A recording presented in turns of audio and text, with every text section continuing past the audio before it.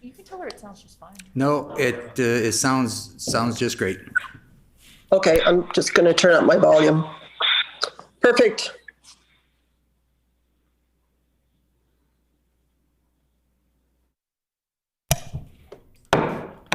Will the Committee of Supply please come to order? This section of the Committee of Supply will now consider the estimates of the Department of Municipal Relations. Does the Honourable Minister have an opening statement? I do. Good morning to my colleagues. Just the Honourable Minister of Municipal Relations. Thank you, Mr. Chair. And I want to say good morning to my colleagues as well as opposition colleagues.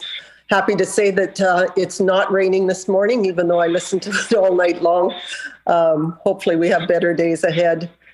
I want to start by indicating that we are all on Treaty 1 territory this morning, home of the Anishinaabe, Cree, Ojibwe, Dene people, as well as the homeland of the Red River Métis. And I'm pleased to do that. Also pleased to be able to make a few comments with you this morning on the 22-23 estimates and discuss some of the important activities of our Department of Municipal Relations. But I would also like to acknowledge, before we start, the hard work of the department staff and the professional work that they do within the Manitoba municipalities, the City of Winnipeg, as well as with the Association of Manitoba Municipalities, the Association of Manitoba Bilingual Municipalities, planning districts, mutual aid districts, nonprofit and community development organizations, as well as our many other clients. I know that this good work is also being recognized by the communities and the municipalities that we do serve. Despite challenging fiscal times, this government continues to make significant investments that support the operational and infrastructure needs of local governments. These investments are instrumental to economic development and the well-being of Manitobans and their communities.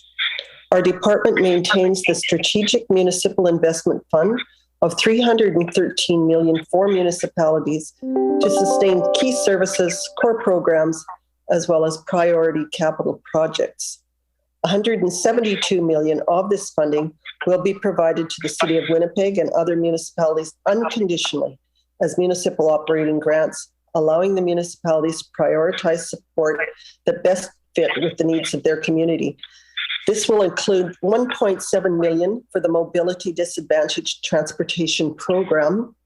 In addition to the municipal operating basket, Budget 2022 will continue to provide operating support for key strategic public safety priorities, including continuing support for the Gun and Gang Violence Action Fund and Gang Response and Suppression Plan, drug-impaired driving, school resource officers, and maintaining annual public safety funding for policing services that is provided by the Department of Justice. Resources will also be provided in other departments for solid waste reduction and recycling, composting programs, West Nile virus libriciding, as well as public library services. This dedicated operating funding from other departments will total over $65 million in 22-23. An additional $137 million will be earmarked to support key strategic capital projects, which includes water and wastewater treatment plants, solid waste facilities, public transit, roads and bridges, and recreation projects. Specifically, this includes a 28% increase of $4.2 million to $20 million to the annual budget to support municipal water and sewer projects administered by the Manitoba Water Services Board. Overall, the capital basket will also serve as a source of funding for green infrastructure projects supported under the Investing in Canada Infrastructure Program, including the City of Winnipeg's North End Water Pollution Control Centre and their transition to zero-emission buses. We will continue to monitor the impacts of the ongoing COVID-19 pandemic on municipalities across the province. Since the onset of the pandemic, almost $283 million in incremental funding has already been provided to communities in Manitoba. This represents an increase of 45% from base provincial grant funding over the 2 years. And I want to commend the shared effort of all municipalities in mitigating these impacts and share my positive outlook on the reopening of our economy for continued growth and vibrancy in our communities. In recognition of the impact of recent severe weather on Manitoba's roads and highways infrastructure, our government is investing $15 million in a one-time grant program that will provide municipalities with financial support for road construction, rehabilitation, and preservation projects. Of this $15 million, the City of Winnipeg will receive nearly $9 million, with the balance being distributed to other municipalities on a per capita basis. In addition to our government's budget 2022 investments in highways and municipalities, we're pleased to offer this extra support to reduce the financial burden on the City of Winnipeg, as well as all municipalities. Our government has continued to enhance its support to community-based organizations all across the province. This year's budget more than doubles the provincial budget for Building Sustainable Communities program to $25 million from $10.3 million. The BSC Communities program helps build thriving, sustainable communities that provide a high quality of life for Manitobans. This funding leverages investments in community development by local governments, nonprofit organizations, as well as other partners. Our government is also increasing funding from $4 million to $9 million this year for the province's Green Team program that will give more than 2,220 young Manitobans work in the summer months. An additional $1 million is provided in environment, climate, and parks for Green Team staff in provincial parks, resulting in a total of $10 million in youth jobs for this year. The Green Team funding is provided to improve neighborhoods, promote community involvement, and help develop young leaders ages 15 to 29. These projects also stimulate local economic activity, improve job creation in urban as well as rural communities, particularly through the recovery from the economic effects of the COVID-19 pandemic. Our government is committed to helping young Manitobans develop and succeed, while at the same time ensuring the strength of Manitoba's economy and the workforce as we move forward. Our government's committed to reducing red tape and promoting development. To support this, operating grant funding to the Winnipeg metropolitan region increased to $540,000 towards implementation of the capital planning region. We have also provided $500,000 for the capital planning region servicing study, which aims to develop a coordinated approach to provincial investment in new infrastructure and strategic infrastructure improvements that will grow economic development throughout the capital planning region. Our investments in the capital planning region will help reduce barriers to development, thereby promoting economic recovery and growth and ensuring Manitoba remains attractive and competitive for businesses. Our government recognizes the importance of training the next generation of Manitoba's emergency responders. We are maintaining capital investment allocation of $1.7 million in 22-23 to support the purchase of new equipment and capital improvements for the Office of the Fire Commissioner, including upgrades at the Manitoba Emergency Services College and practical training site in Brandon. These investments will ensure that all Manitoban communities will have access to emergency response training opportunities and the expertise that our staff can provide. Our government promised a new era of collaboration and partnerships, and we have delivered and will continue to deliver on this promise. The Manitoba government established individual working group tables on the collaboration with the City of Winnipeg, the Association of Manitoba Municipalities, the Association of Manitoba Bilingual Municipalities, as well as the Manitoba Municipal Administrators Association. Through these partnerships, our government will receive direct input on ongoing municipal operating and infrastructure funding needs. We will engage in enhanced discussions with the City of Winnipeg to improve practices in areas of mutual interest. And finally, after the proclamation of the first ever Municipal Government Awareness Week of recognition of municipalities' exceptional dedication to service Manitobans, we will annually celebrate the work of municipal governments, recognizing them as an integral part of democracy and effective service delivery at the grassroots.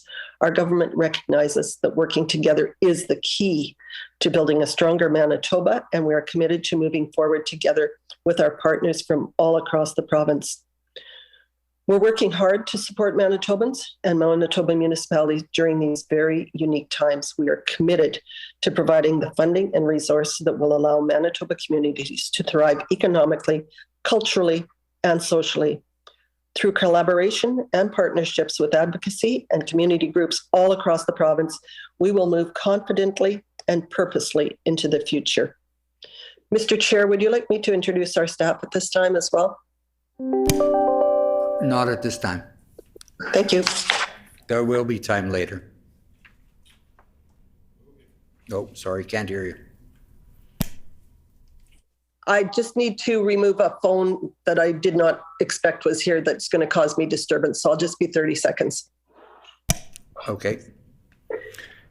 We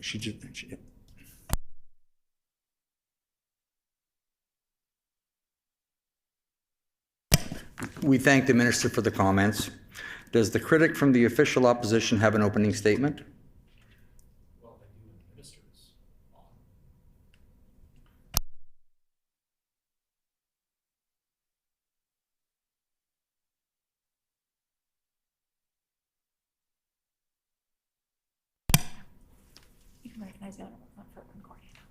Does the critic from the official opposition have an opening statement? I do, thank you.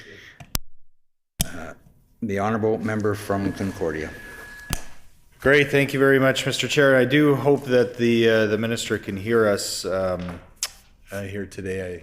I see her head nodding, so that's great.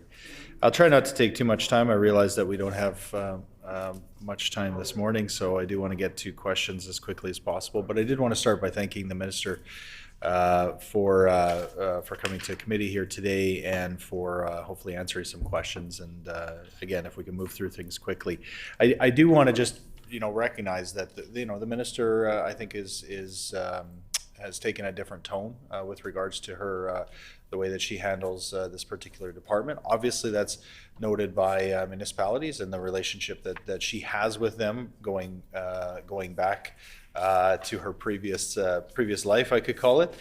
But I think that's extended to the work that she's doing here in the legislature as well. So hopefully we can have a good conversation in that spirit. That being said, I'll just put on the record, I am, somewhat frustrated by the fact that right now I'm staring at a camera instead of looking in the face of the minister sitting across the table from me. And while I recognize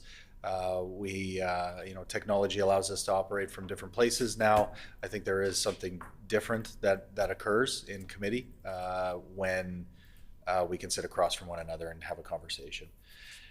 So I just wanted to start by saying that obviously the building block of the relationship between the provincial government and the municipalities in this province begins with the municipal basket funding that municipalities rely on to deliver services to their ratepayers.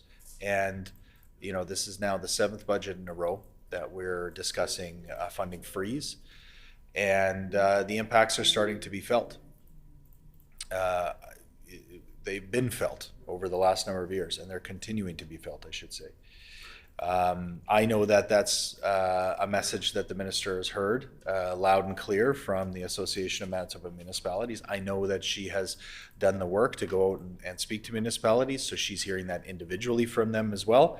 And I may have mentioned it a time or two in question period as well, and probably will going forward. But I just think that it's so foundational to that relationship that we expect to have with our municipalities. If we want to see them as true partners, as a level of government that we respect, it begins with respecting the work that they do in delivering those services. And what we're hearing over and over again from municipalities is they're trying to do 2020 projects and deliver 2022 services in 2016 dollars, and that's just not sustainable. It hasn't been sustainable for a while, and it continues to not be sustainable. So the frustration is there. Again, I know that the minister's heard this, to the extent that and usually a cordial relationship that's held between the minister and the association, maybe boiled over a little bit in the last public meetings. Because I think the frustration is getting to the breaking point. Layered on top of that is, right now a crisis situation with flooding across this province, and municipalities are on the front lines. They are the ones who are dealing with this, and I anticipate there's going to be a lot to talk about coming out of the flooding season. certainly there is some items that we might be able to talk about today in terms of long-term mitigation projects. But I think this just highlights crumbling infrastructure, a lack of services or a declining level of service that municipalities are able to deliver, and then an emergency situation on top of it, such as the flood, really highlights where that core basket funding really makes a difference. In addition, I do want to spend some time today talking about the 50-50 transit funding agreement, which of course this government saw fit to eliminate fairly early in their term. But the minister has talked about and did so in her opening statements, the electrification and zero emission goals of not just the city of Winnipeg but other municipalities. And so I do hope to get some information about how we can how she sees that they can meet those targets. And again, if we're talking about overall levels of respect, the minister's words are one thing, but she inherited a suite of legislation known as Bill 37 in the last legislature, and it continues to be a bone of contention with municipalities because they see the erosion of their autonomy and their ability to be accountable to their citizens in the way that they should be. So there's a lot to talk about here. At the end of the day, as I said, I believe that the minister is coming to this in a very honest and forthright kind of way. What I continue to question, I think all of us have questioned on this side of the House, is how different will this government really be when it seems like the policies of Brian Pallister continue to be the policies of this new government. And while the words may sound different, the actions to this point have been the same. And I've had a chance to read through our very paltry estimates book, which I think my colleagues have spent lots of time talking about the frustrations of not having all the information in front of us. But I see nothing different in terms of an increased level of respect. So maybe I'll just end it there and hope to get to some questions. Thank you. We thank the member for the opening comments. Under Manitoba practice, debate of the minister's salary is the last item considered for our department and the Committee of Supply.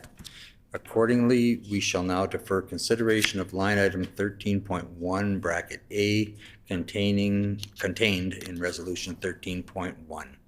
At this time, we will ask the minister to introduce the staff in attendance. The Honorable Minister of Municipal Relations. Well, thank you, Mr. Chair, and very happy to introduce a staff that I am very comfortable with and very honored to work with. We have on the call today with us Deputy Minister Bruce Gray. We have Mike Sosiak, who's the Assistant Deputy Minister. He's also the Executive Financial Officer, Administration and Finance. We have Nick Kulik, and Nick is the Director of Outcomes and Strategic Policy. We have Ryan Shank, who is the Fire Commissioner for Manitoba. Leslie McFarlane, who is the Assistant Deputy Minister of Municipal Assessment and Advisory Services Division, as well as Stephen Walker, who is the Director of Planning. So we have a full complement of staff with us today. We thank the minister for those introductions. According to our Rule 77, bracket 16, during the consideration of departmental estimates, questioning for each department shall proceed in a global manner, with questions put separately on all resolutions once the official opposition critic indicates that questioning has concluded. The floor is now open for questions. The Honourable Member from Concordia. Thank you very much, Mr. Chair, and I'm glad you mentioned the global nature of the discussion, because I'll be honest, with the short amount of time we have here, I may be jumping around a bit more than usual, but I appreciate if the minister hopefully can accommodate that. Very quickly to start off on page 20 of the estimates book, the final paragraph 7A refers to the 2020. I'm wondering if the minister has an updated mandate letter or if she is still operating and carrying out the directives under her predecessor's mandate letter from 2020.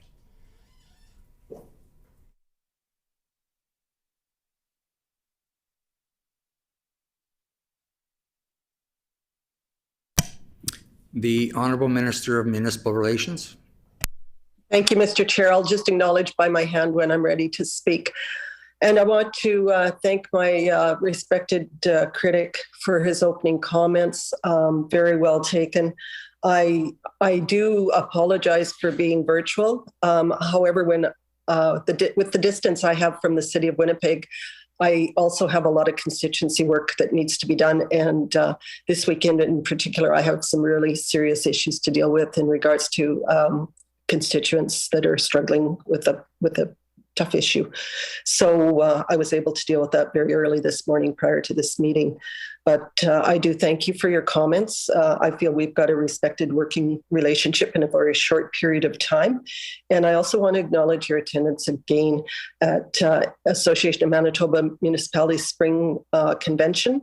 I think it was well attended, and you're right. A lot of municipalities are frustrated, as you know, a lot of people are struggling coming out of COVID, and even more so now when I see the devastation of the water on my drive home late last night.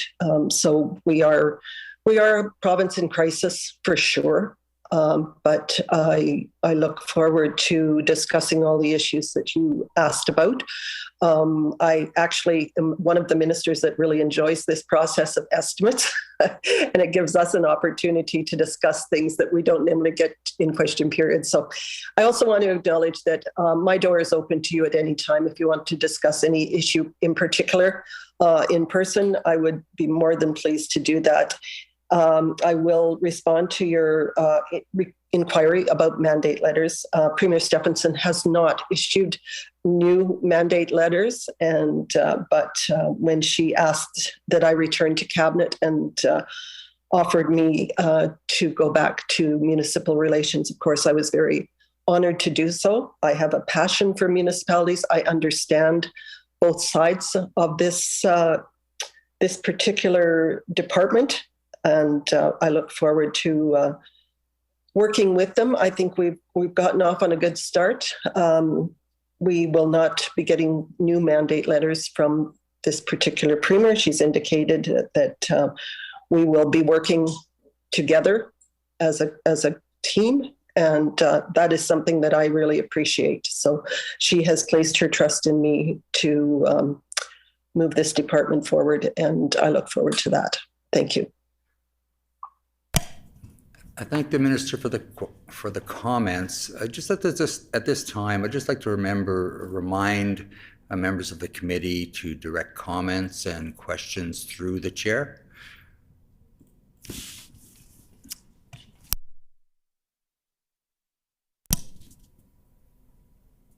The honourable member from Concordia. Thank you very much, Mr. Chair, and try my best to direct my comments through you while staring at a camera while having the minister off to the side on a screen. It's a brave new world, I guess, but here we are.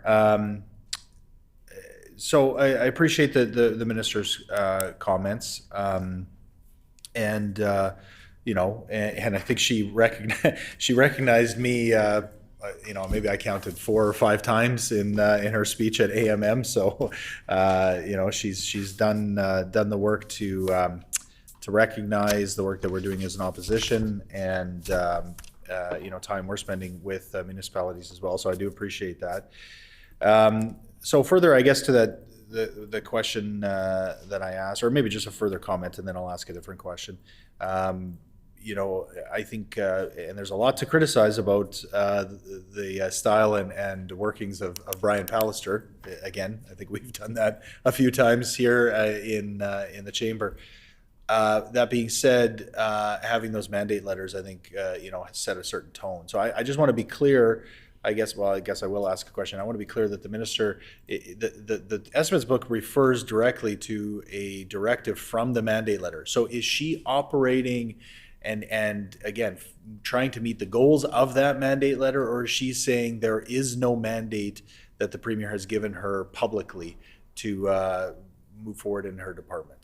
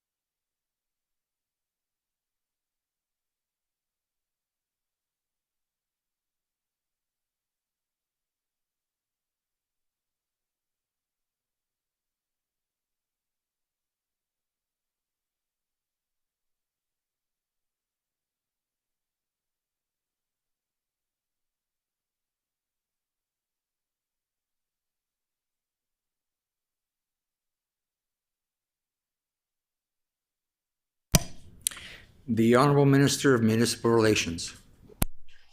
Thank you, Mr. Chair.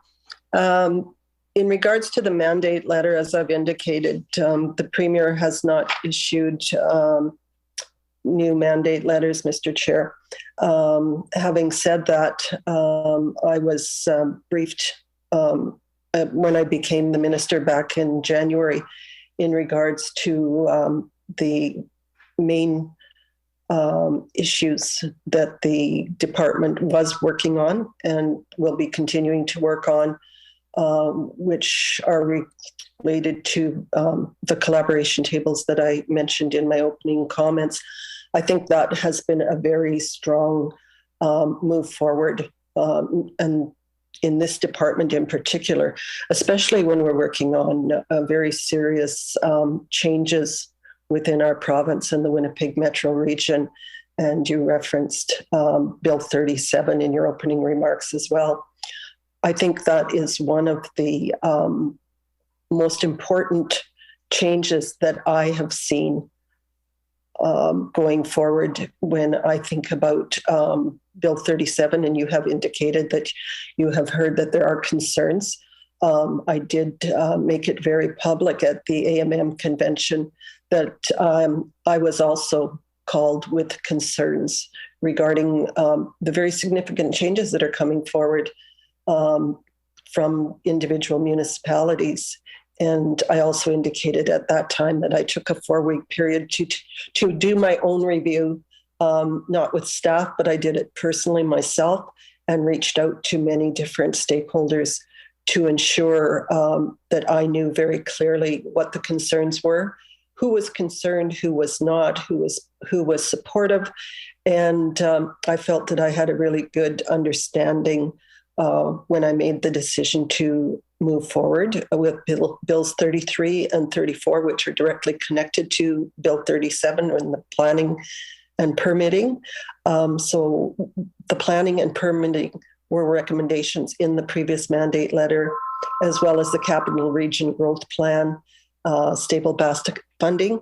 From that perspective, I do believe the department has really gone a long ways in reaching the goals that were set out in the original mandate letter of 2020. Thank you. Thank you, Minister. And I would just, again, I'd like to remind you, maybe I didn't explain it fair enough last time, but when you're making a reference, not to be using the word you towards another member, just referencing the member. The honorable member from Concordia.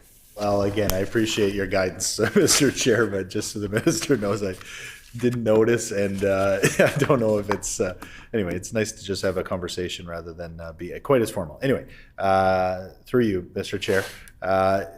So I just, I think what I'm hearing from the minister is, I mean, it's in her estimates book. There are elements of the, if not wholesale, the pieces of the mandate letter which she continues to execute, which I think is telling in terms of, again, the overall actions of this government. A couple of routine questions that I'm hoping we could maybe just take as notice, or if the minister has the information in front of her, and I'll do a twofer here, so hopefully that counts. Again, the minister undertake to give a list of all technical appointments in her department, including names and titles, and undertake to give an organizational chart that lists all employees and program areas beyond the very high level chart that's in the estimates book.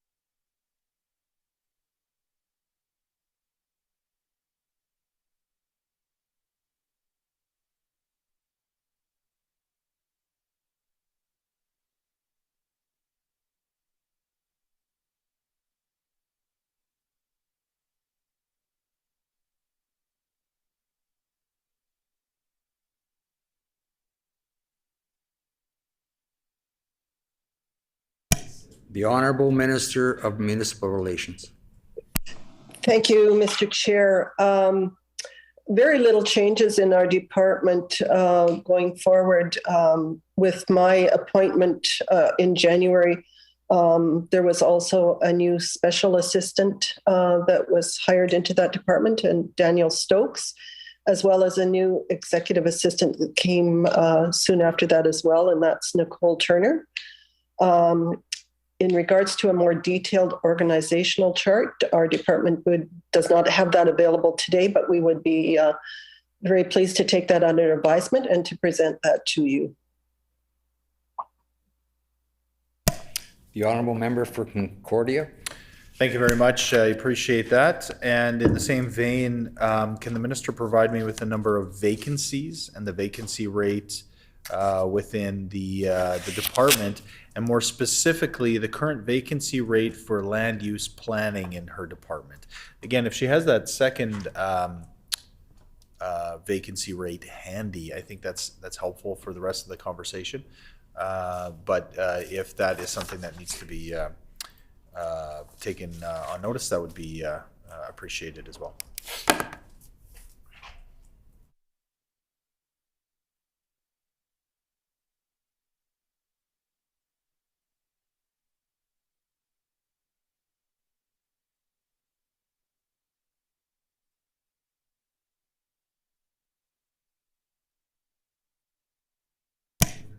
The honourable Minister of Municipal Relations. Thank you, Mr. Chair.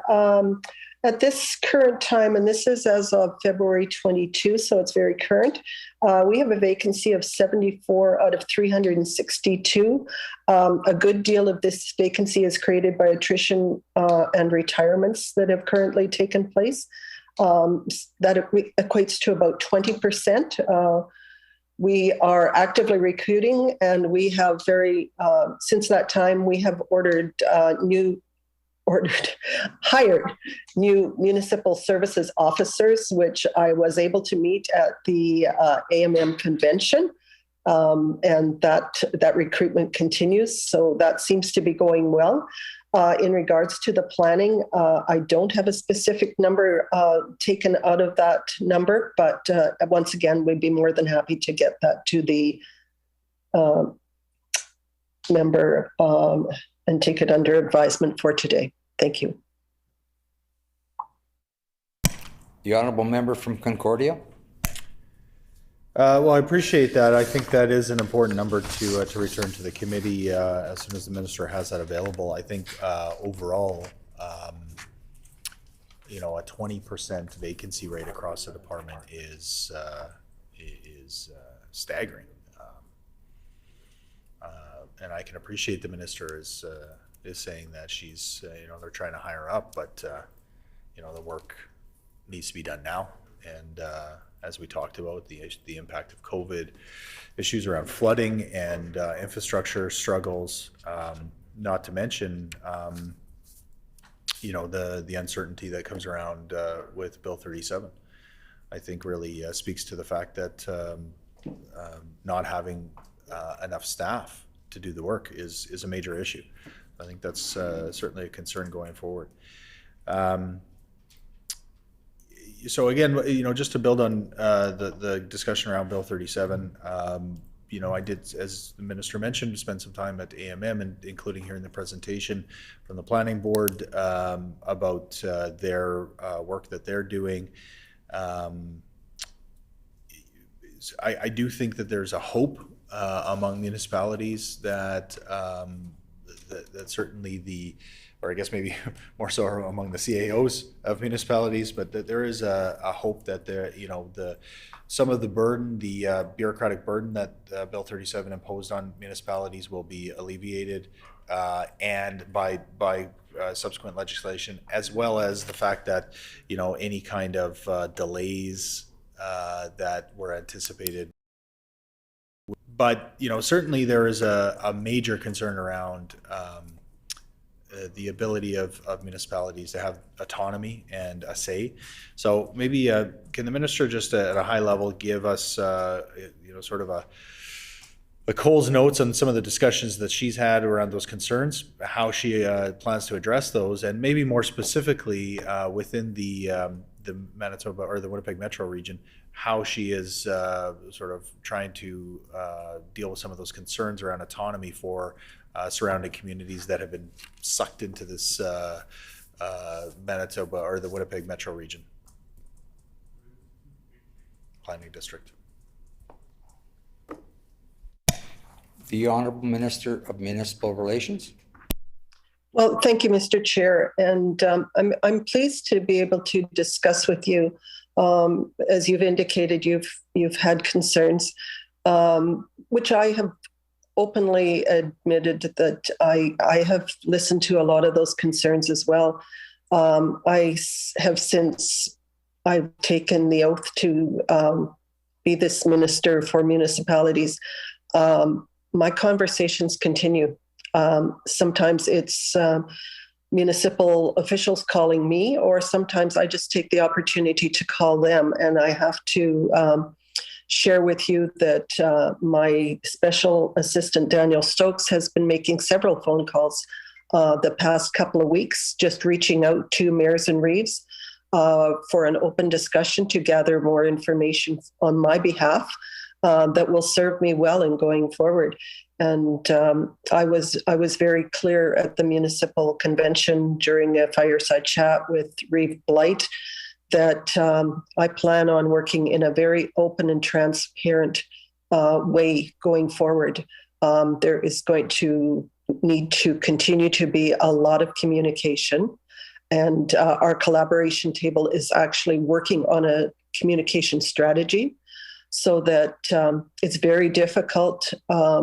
And I certainly understand that when you have this number of municipalities working together on one strategy, that not everyone is going to be at the same place at the same time. And so I take it as my responsibility to ensure that those who need additional communication, those who need additional understanding and want to have a voice and input in this bill going forward, whether it's Bill 37, 33, or 34, that our department is listening and that we will ensure that correct information gets out there, not hearsay and not gossip or communication that isn't factual. We will make every effort to ensure that very, very distinct factual information is shared. I was at an event just yesterday with the Winnipeg Metro region, and I have to say that there was a lot of excitement in that room on some of the initiatives that they are working on going forward as a united group of officials across this province, but specifically in the Metro region. They have a lot of enthusiasm. And we'll make sure that those that aren't quite there yet, that they get the information that they need on a timely basis. Thank you, Mr. Chair. The Honorable Member for Concordia. Thank you very much, Mr. Chair. Yeah, you know, you know, I think I heard the comment from my colleague here from Transcona that you know, excitement isn't necessarily enough. I think the devil's in the details, which is why we're trying to get you know, ensure that the current framework as it exists, you know, is respecting that local autonomy, understanding the different needs of municipalities.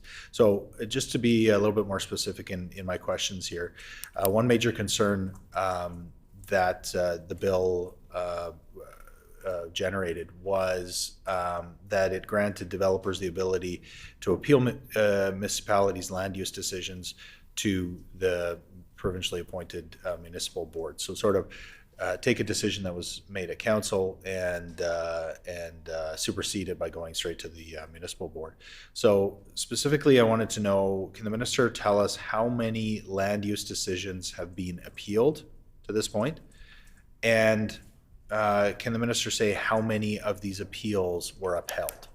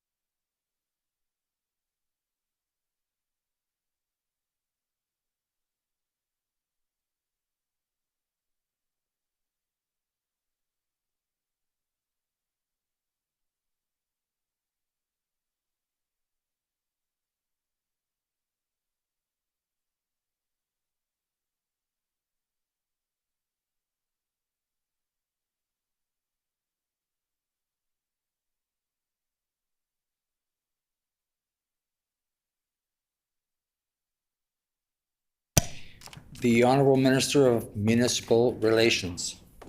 Thank you, Mr. Chair. In response to the question for our department, we are only aware of one appeal at this time, and it has not yet been concluded. I do want to say that we see appeals as being a last resort. There is now going to be the opportunity to have an arbitrator and to mediate prior to going to appeal. And we are quite certain that done with the proper mediation, that we can avoid a lot of appeals. We've been working with municipalities recently to make sure that all their bylaws are very clear. And this already has probably served in appeals not going forward. Sometimes, as we've come to find, it is a lack of communication and bylaws not being completely clear. So, this is meant to be timely in order to move projects forward. We don't want to be taking up additional time, and we need consistent decisions. And further to that, we are working very hard to shore up the municipal board to make sure that they are very knowledgeable on the issues that they are dealing with and have a good experience in understanding what exactly they're dealing with. We have not had problems with that in the past, but we are making extra efforts to make sure that if it does go to an appeal, that they will get a very fair hearing and it will be expedited as quickly as possible. Thank you. The Honorable Member for Concordia. Well, this is a very serious issue, and I hear the minister say there's only one current land use decision that's currently being appealed. That's before the municipal board, and I may know which one that is, but I may not. So, for the minister can feel free to correct me if I'm wrong on the specifics on this particular case.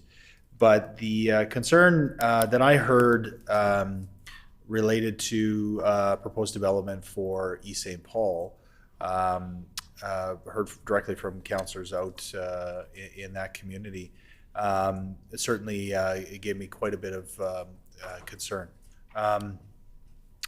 The proposal has to do with the proposed housing development on the former Meadows golf course.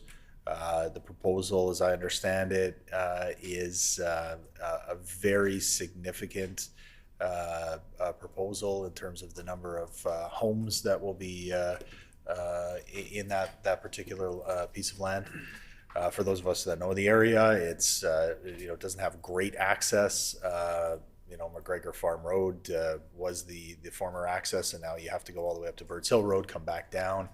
There's a whole bunch of issues that have been identified by the community, and the frustration that I've heard is that council is quite clear about this, that it didn't fit with the anything with regards to the land use or the land development policy or the plan that the municipality had. And yet, unfortunately, because of Bill 37, it was possible now for the developer not to go to arbitration, as the minister would like to see all of them go to, but simply just go to the municipal board and challenge it there.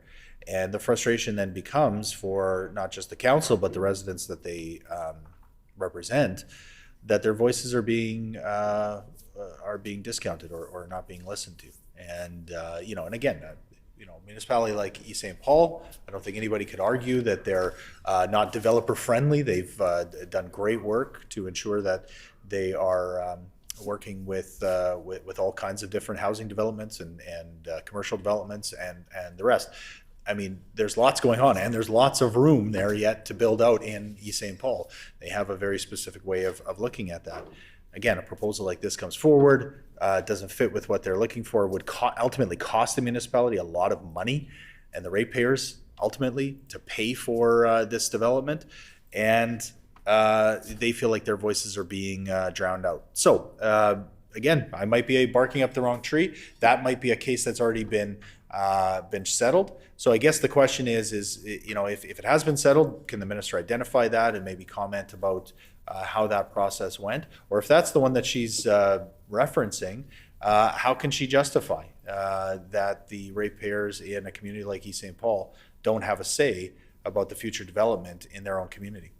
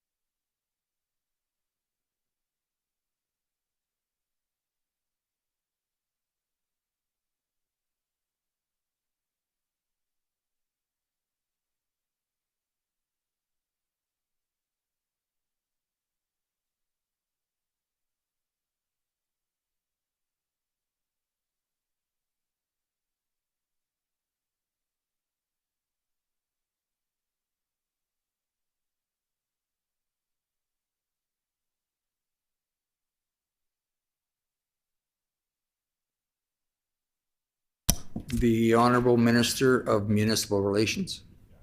Thank you, Mr. Chair. And today at this time, I am personally not aware, nor is my staff, if the current appeal is the municipality that the member is suggesting. But I do want to express that, it is a quasi-judicial municipal board. They're there to speak in fairness and to understand and listen to both sides, the applicant as well as the municipal representation. This is their opportunity to be heard in a very transparent way. If the municipality at this hearing would have to give a very clear decision for their, or a very clear understanding on their decision. But ultimately, the Board of Appeal, if for the appeal, and the board is also responsible to give reasoning for their decision. In the past, municipalities have not, they can make a decision to not move forward with an applicant, and they have not had to have any reason particular. They can just move, they can make that decision, and it can be. So this provides a fair playing field for both the applicant as well as the municipality. Thank you, Mr. Chair. The honourable member for Concordia.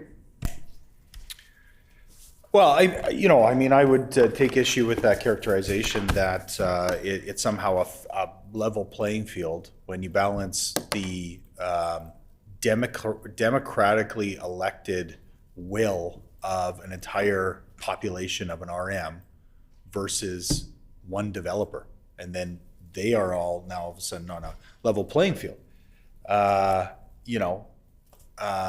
And being decided by this quasi judicial board that's has binding decision making powers granted by the minister that all of a sudden everybody has to adhere to. Now, I think that the reason I mentioned this particular case, and again, I don't know if that's the one that the minister is referencing here, and I hope her officials could find that out. I believe the municipal board is within her purview, so I think that's something that she should be able to share on the record. But again, the concern here is that this board that makes these decisions is now being tested in a way that I think will have wide-ranging precedent-setting implications going forward. This is the exact example that AMM and all those municipalities that fall within the Winnipeg Metro Region Planning District, and then beyond that, across the province and other places where this might become an issue because of the powers of Bill 37, have all identified this as the exact example that they were fearing.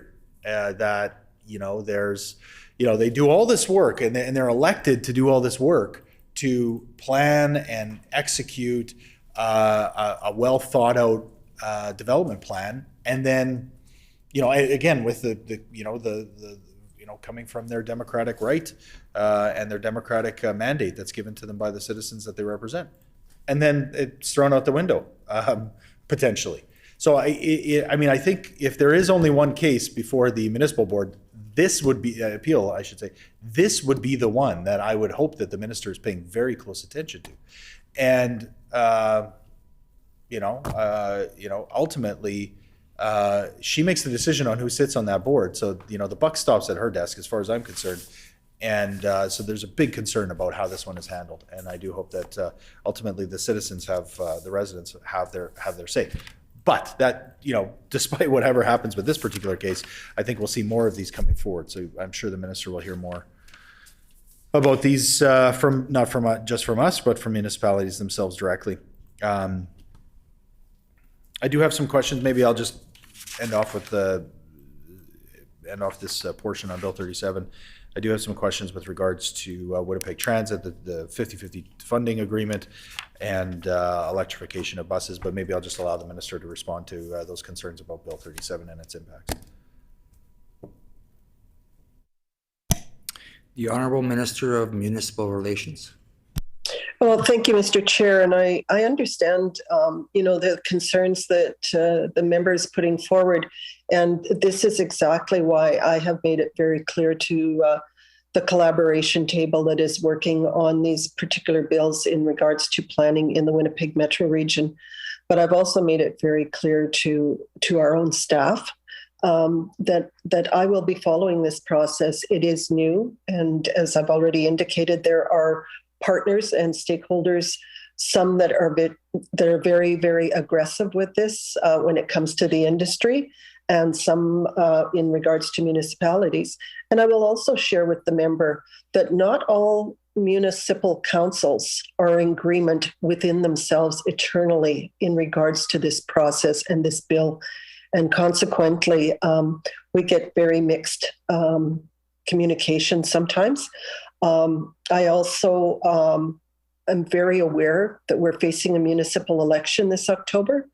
which ultimately could very much change the structure of who's been working with this for the past 3 years. The members from each council that have been working collaboratively to move this forward. And consequently, we could be having a large number, perhaps a small number, of changes in the partners working on this collaboration group in the Winnipeg Metro region. So there's a lot that I am being very attentive to, and that I have made it very clear to our department, as well as the collaboration table for the Winnipeg Metro region, that I will be watching and I will be listening. But I think I would also like to share with the member, having been a mayor myself, and even prior to my time as being a mayor, I've been a business person in my community for 50 years.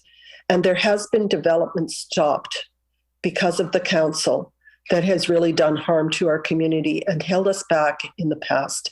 I've also seen this in Winnipeg. I've talked to developers who are very interested, as have our other departments within our government, where there are investors that are very interested in investing in Winnipeg or the Metro region or other places in Manitoba, where they've basically been so frustrated by the process and the wait times that they have left. They've gone to other provinces, and we have lost out.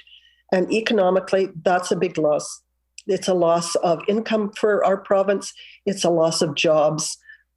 There's a lot to be considered here. And yes, it's going to take time, but we need to move forward. We want to promote our province as a great place to invest in, and we will do so. But in order to do that, we need to have one set of planning rules, cut the red tape, and make sure that we are a welcoming province and that we can move forward in a really positive way. So I thank you for your questions on that issue. And I'm more than happy to collaborate with you with the member opposite going forward as we transition. Thank you. The honourable member for Concordia. I do think that deserves further comment, just because I'm quite shocked, to be honest with you, that the minister would so blatantly put on the record that she believes that the goals of the Winnipeg Metro region should supersede the will of democratically elected councils. Hopefully I'm not overreaching in that characterization, but I heard her say that, money's left on the table. Well, sure, sometimes money is left on the table because the residents of a particular municipality deem it to be contrary to their to the well-being of their citizens. That's how government works. We want government. We want people to have a say. We don't want it to just be, this is what's best for a developer.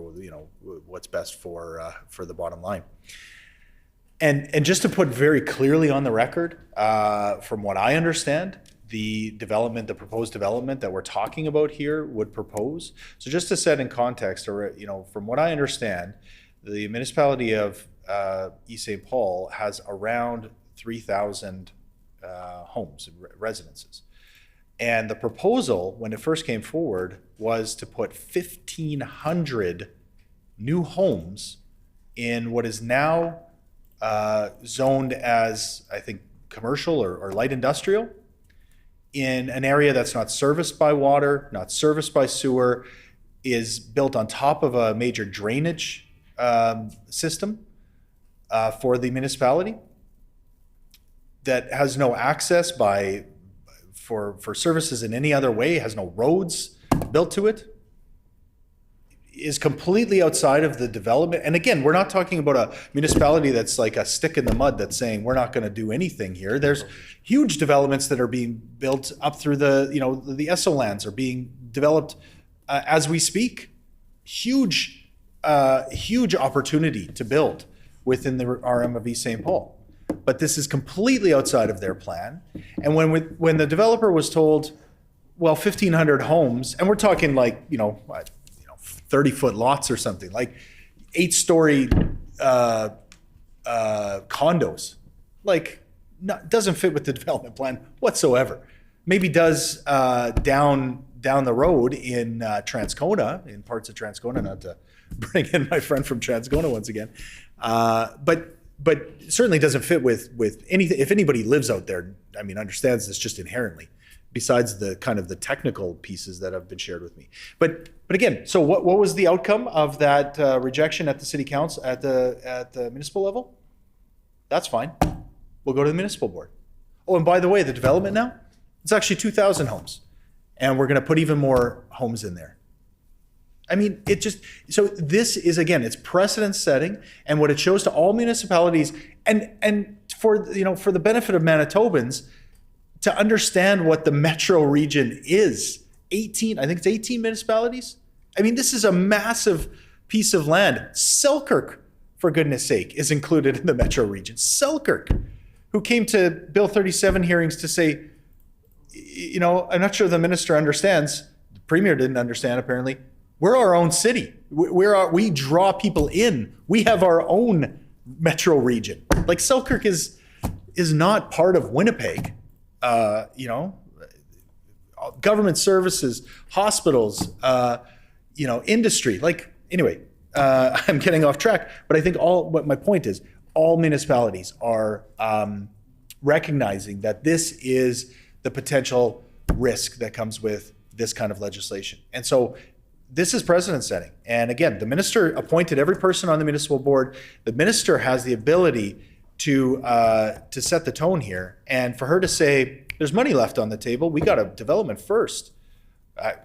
Who cares what the ratepayers are saying? Again, I don't want to put words in their mouth, but I just, like, that's the tone I feel. And to say, well, there's municipal elections and we're probably going to have more, again, I don't want to guess what the minister was trying to say there, but are we going to have more, developer-friendly councils that are coming forward in the next election? Or does she anticipate that the opposite is going to be true? Because that would be my guess, is there's a lot of people who are going to say, wait a minute, why don't I have a say in this? And who are the councillors that stood up with me during Bill 37, during this process that the minister is overseeing now? So anyway, the minister can correct me if I'm wrong on any of those points.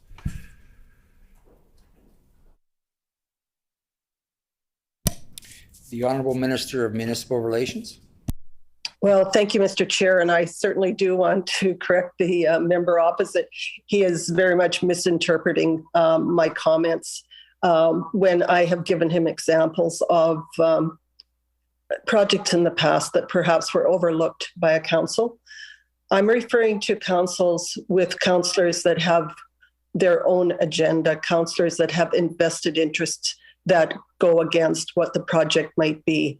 This is not your everyday projects that are proposed, in any particular municipality. And I don't want in any way to indicate what I spoke was referencing the one municipality that he keeps referring to. I was speaking in a very generalized manner. I am very aware of this, having worked with AMM for 7.5 years. I'm very aware of it back in those days. I'm also aware of it in my own community in the past, and I am aware of it during the time that I have been in provincial government. It does exist. It is typically council members, whether it's head of council or any other council member, that can get other councillors on board to pursue a vote that goes in his or her direction, that will either keep a competitor out or get a competitor in. It goes both ways, absolutely. But I am saying I am very aware that this does exist in the past, and it has kept development that could be good for a municipality, could be good for the metro region. And I'm not singling out the Winnipeg metro region here at all. I am not singling out a municipality. I'm speaking very generally. It has existed, it does exist. And it would be my hopes that we can find a balance to this. This is not to in any way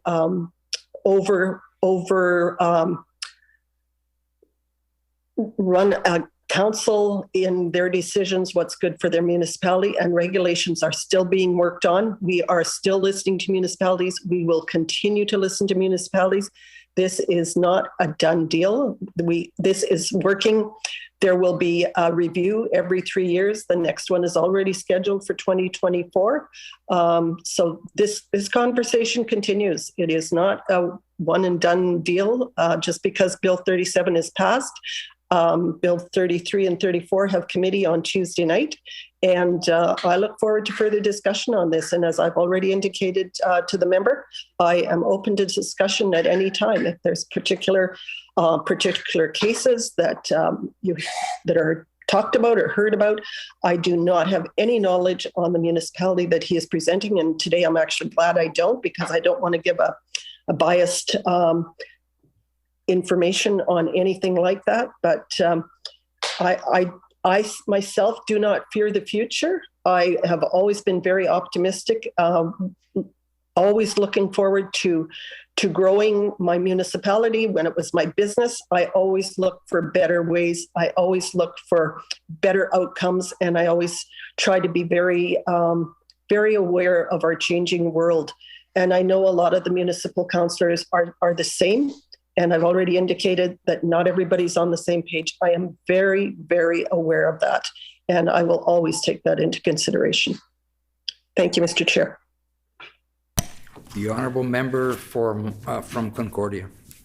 Thank you very much, Mr. Chair. So, yeah, I do want to move on. We could spend, I'm sure, all day talking about some of the details there, but I did want to spend some time talking about the municipal 50/50 transit funding agreement. On page 17 of the minister's estimates book, one of the stated goals of her department, and again, she mentioned this in her opening comments, is to support the City of Winnipeg's transition to zero-emission buses. So, I mean, one of the 50/50 transit agreement, again, for those of you who are following along at home and may not be quite as well versed on this as the minister would be and members in this committee, the 50/50 transit agreement was a binding agreement between the province and the City of Winnipeg that allowed for, not only base level funding that would help ensure that fares stayed low or reasonable, that service was of a certain standard that was equitable across the city, but also, and this is, I think, the most important point for my discussion, or my point that I want to make here today, is that it allowed the city, or allowed the province, to have a seat at the table, right? So, transit within the City of Winnipeg is a municipal service, but because the province had this binding agreement, they were able to sit at the table, and they were able to, and I remember this very clearly from my days back in government, that we were able to sit at the table and to say, what are the priorities that we're hearing from our constituents and from the people of Winnipeg?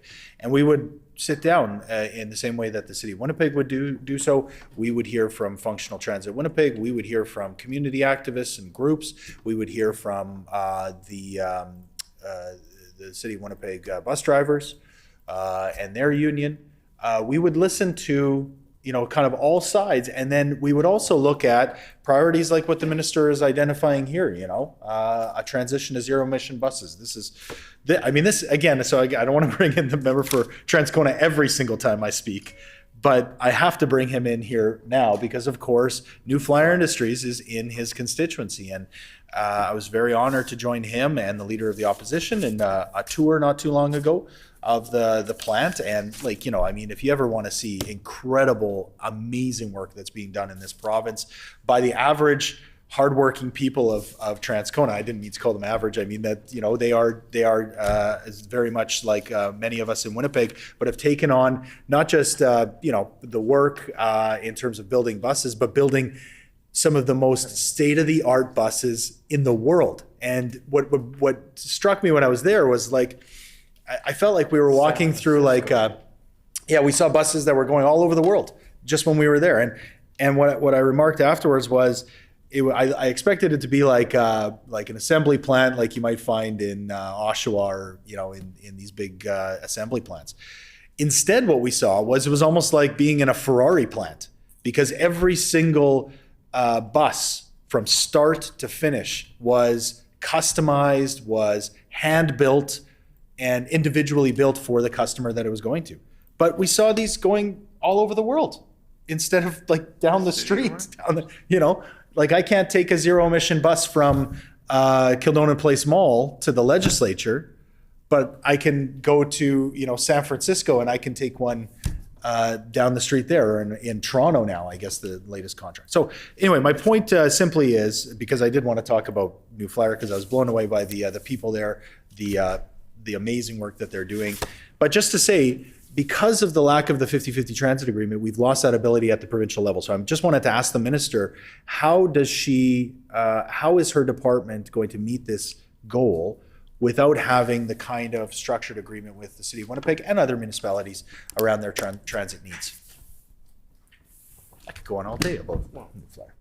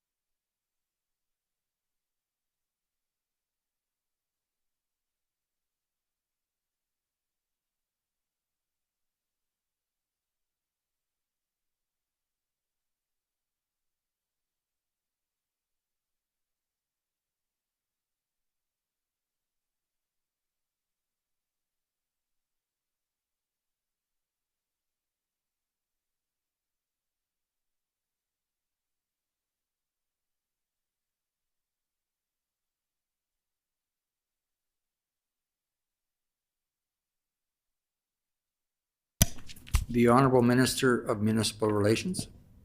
Thank you very much, Mr. Chair. And I'm sure the member opposite is aware that the transit funding was moved to the basket funding back a few years ago, when that was done with all municipalities, where their basic funding comes through a basket model where they have the ability to spend it where they so choose. The City of Winnipeg has adapted a new transit master plan, which we are very aware of. And I just want to, when you indicate that we don't have a seat at the table, the transit is a very much a topic of the collaboration table that I shared previously, that has been struck to work on any issues between the City of Winnipeg and our government. That working table has gone really well. And I spoke to Mayor Bowman when I was first put in this position in regards to that working table. And he also indicated that this has really been very positive going forward, and that we have a much better working relationship. And I just want to emphasize as well that my working relationship with Mayor Bowman is extremely good.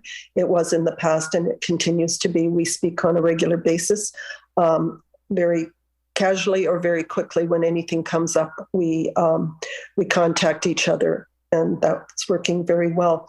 I do want to make the member also aware that just in the past couple of weeks, we've added the conservation department to that collaboration table as well. And this will cover off, concerns where you have going to zero emissions, because we are very proactive in that respect. So it will include active transportation, the clean water and wastewater, and a lot of those other issues that we are facing as a province. That will also now be a part of this collaboration table. And I really want to acknowledge that I feel this is a very good step forward.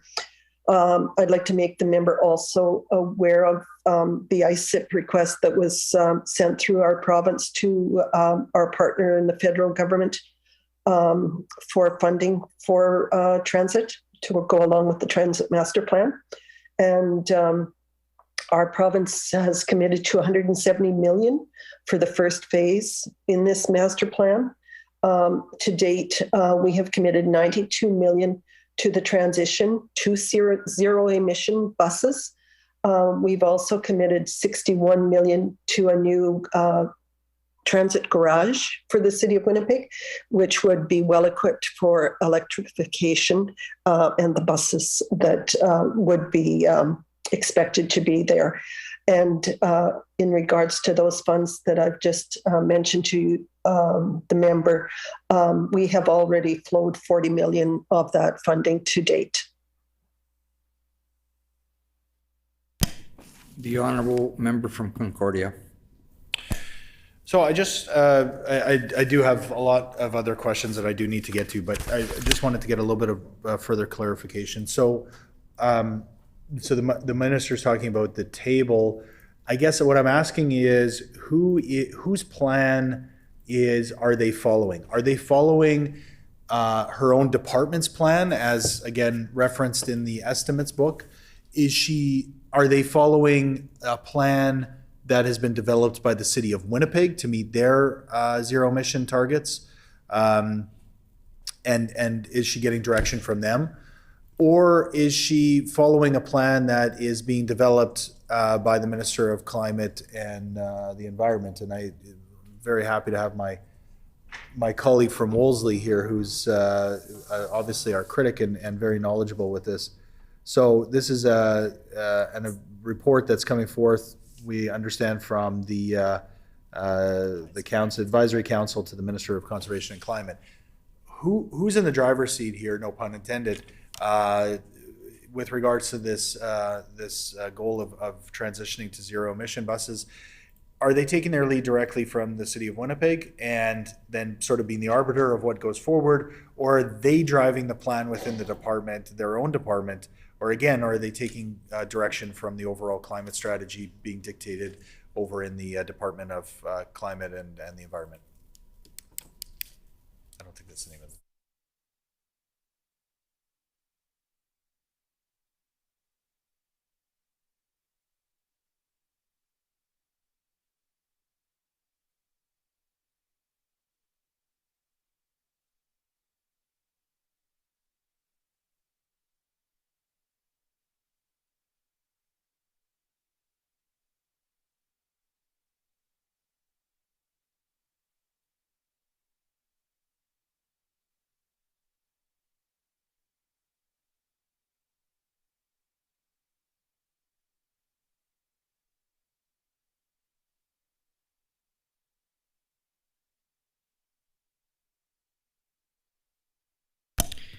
The Honourable Minister of Municipal Relations. Thank you, Mr. Chair. And I would just like to share with the member opposite the master plan, the transit master plan that I just spoke of, was that is directly under the supervision, under the direction of the city of Winnipeg. They created it.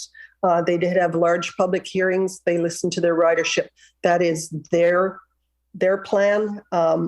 What I am saying, our Department of Municipal Relations is one of the stakeholders at a collaboration table that has been formed between the City of Winnipeg and the province of Manitoba, so that they can internally with our staff discuss whatever issues come to the table, so that they don't erupt, that they can work collaboratively to come to the best decisions and make the best decisions that can be brought back, whether it's to the Department of Municipal Relations.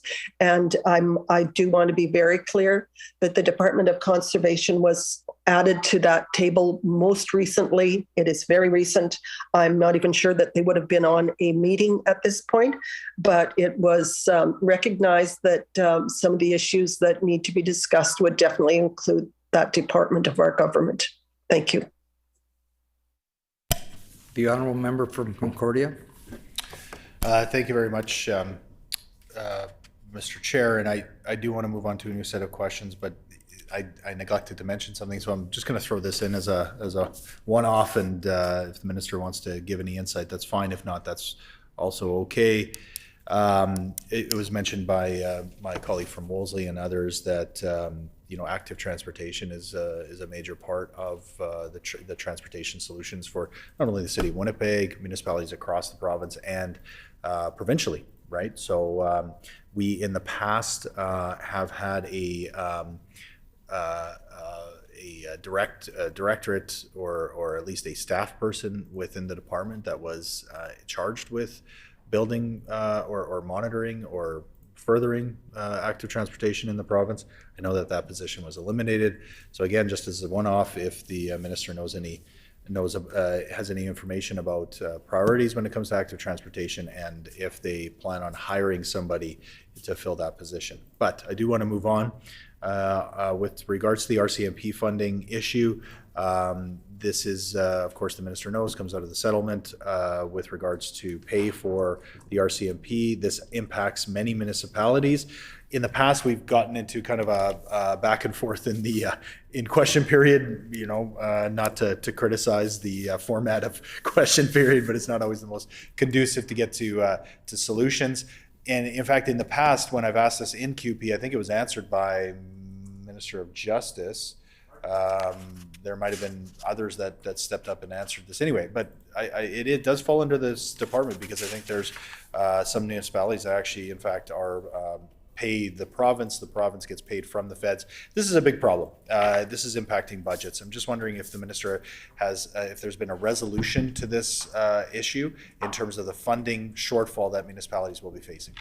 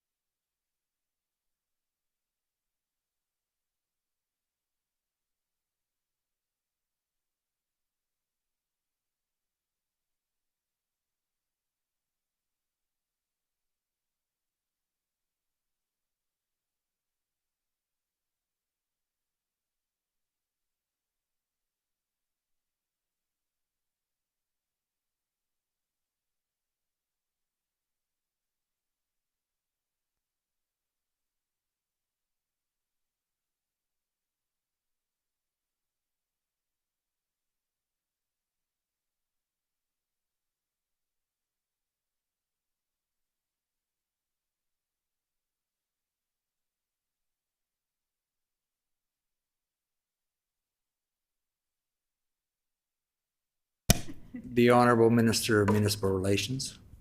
Thanks, Mr. Chair. And I just want to revert back very quickly to the members' questions about active transportation and, dedication to those, that particular issue. I do want to make it very clear that our government is very, very committed to active transportation, regardless of where it is.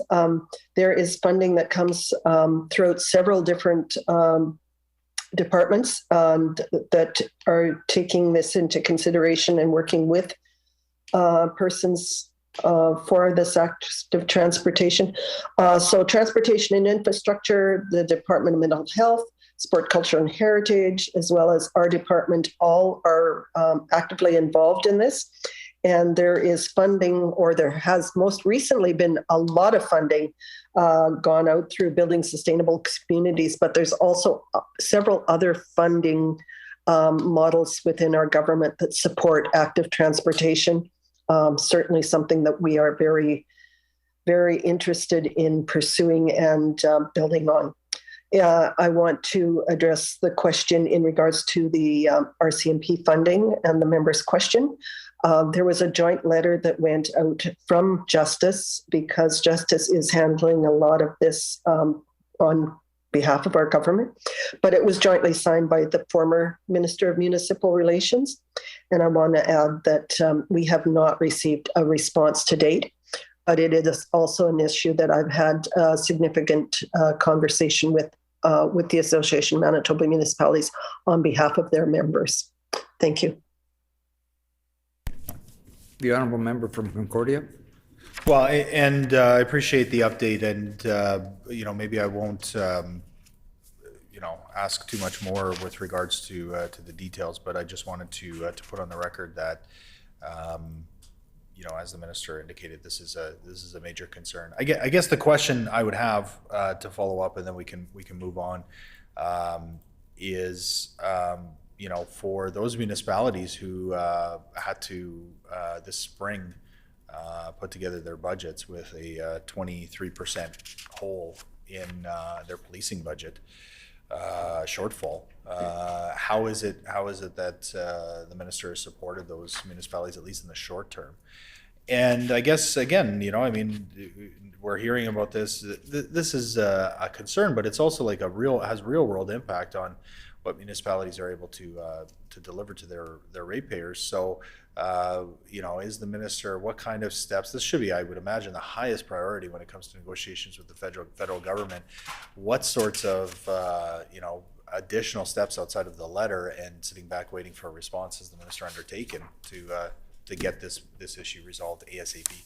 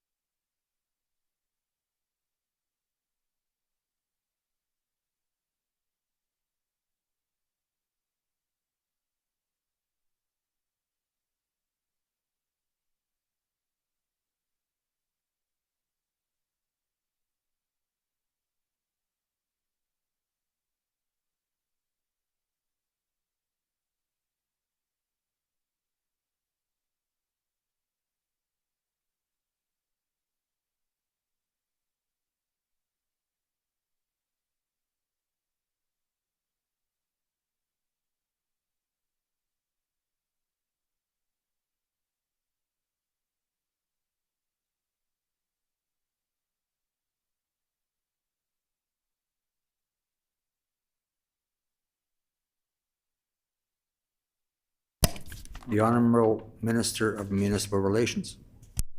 Thank you, Mr. Chair. I just want to share with the member opposite that we are not aware that any municipality has to date had to financially output any of these additional funds that are being put upon them. This is a multi-year funding that we're looking at, and there's still a lot of discussion in regards to retroactive.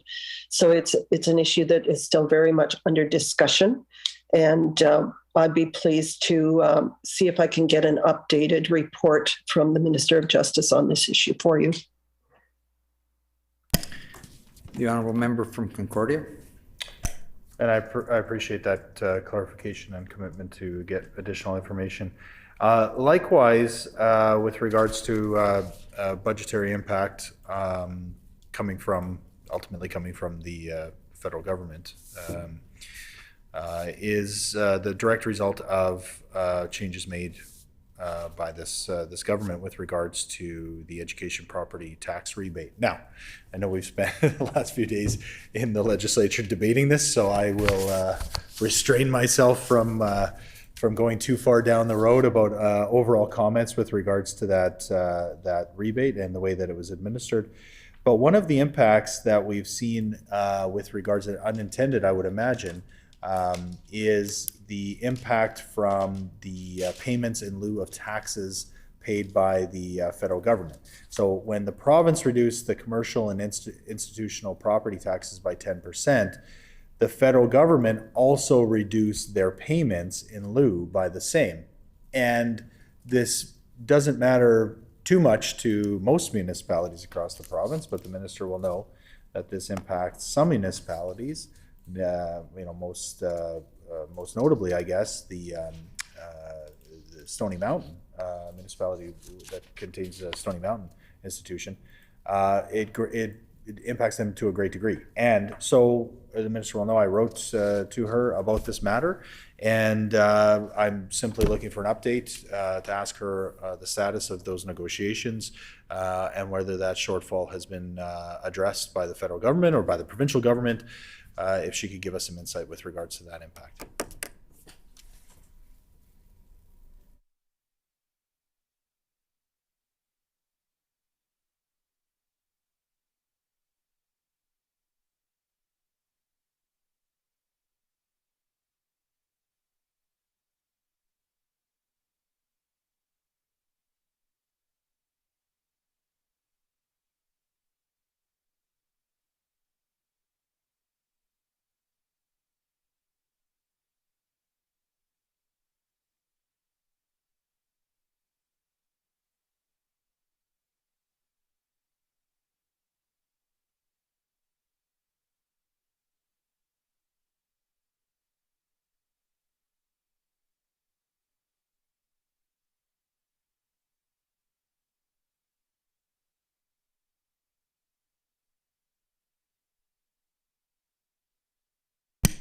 Honourable Minister of Municipal Relations.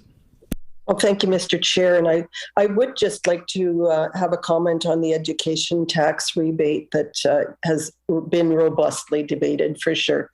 I've never gotten to give my focus on it, but as a municipal official in the past and as an AMM director and vice president, and as a nomination candidate, and as an election issue, the rebate on education tax in rural Manitoba has been one of the biggest issues I've been hearing about since 2007. It has been ongoing, it has been loud, and it has been very clear.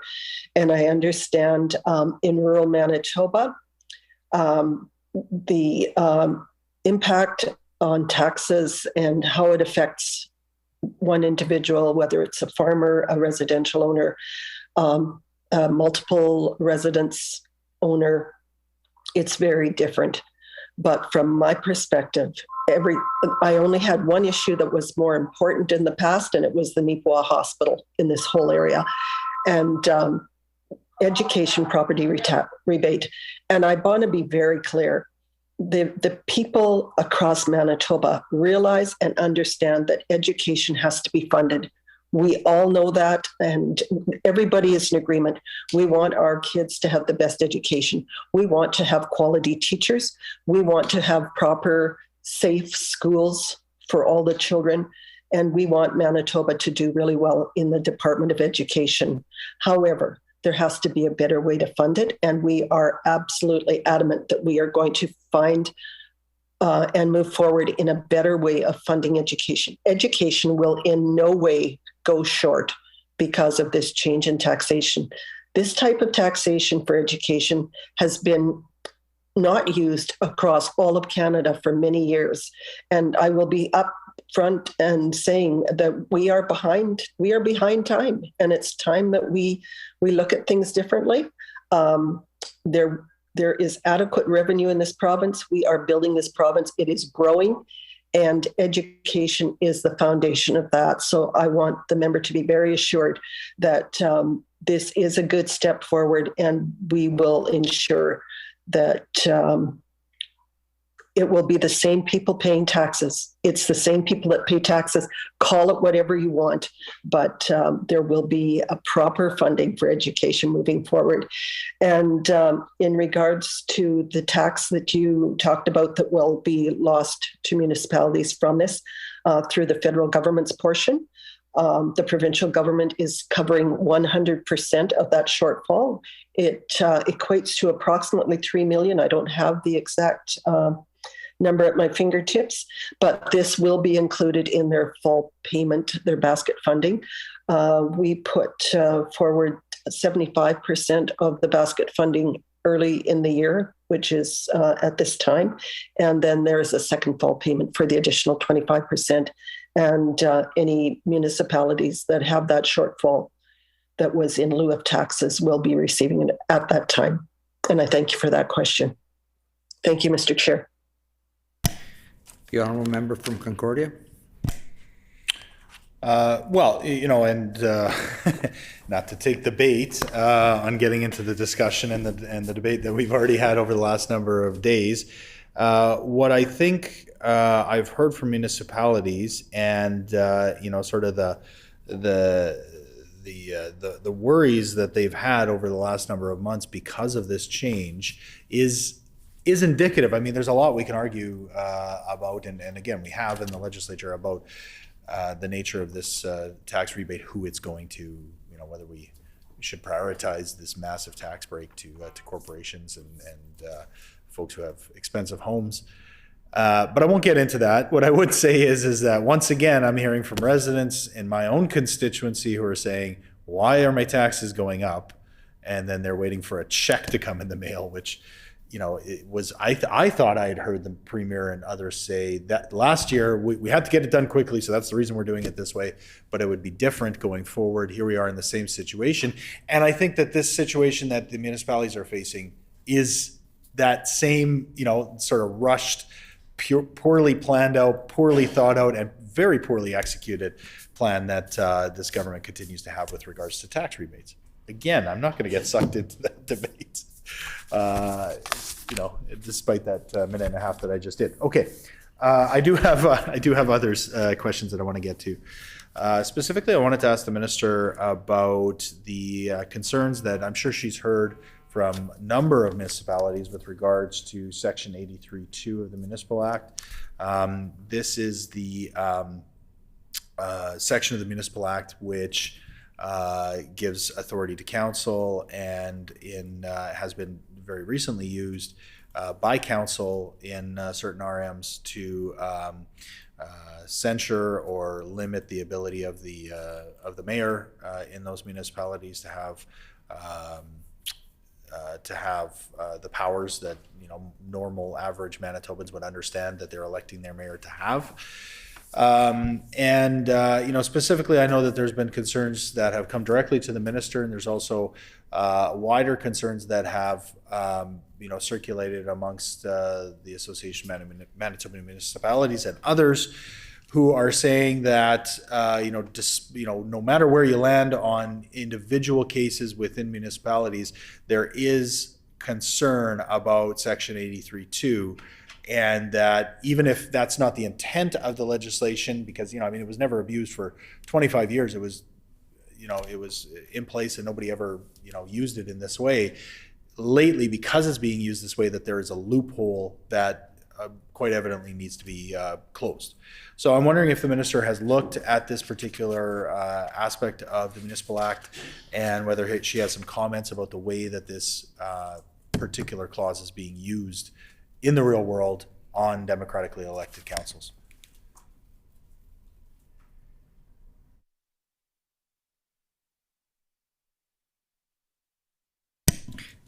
The Honourable Minister of Municipal Relations. Thank you, Mr. Chair. And I will share with the member opposite that I have not specifically sat down and looked at this particular section of the Municipal Act. And I will also acknowledge that I am aware from calls that I've had in regards to individual cases, which I will not discuss in this manner at this particular time. In regards to loopholes, this is clearly something that I will have to look at. We're seeing a lot of discrepancies within councils, and that concerns me. We're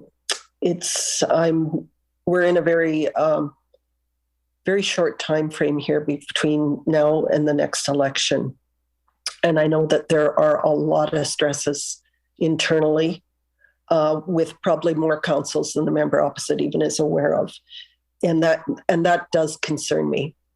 We have become a very intolerant bunch of people in our province, and I think it goes well beyond.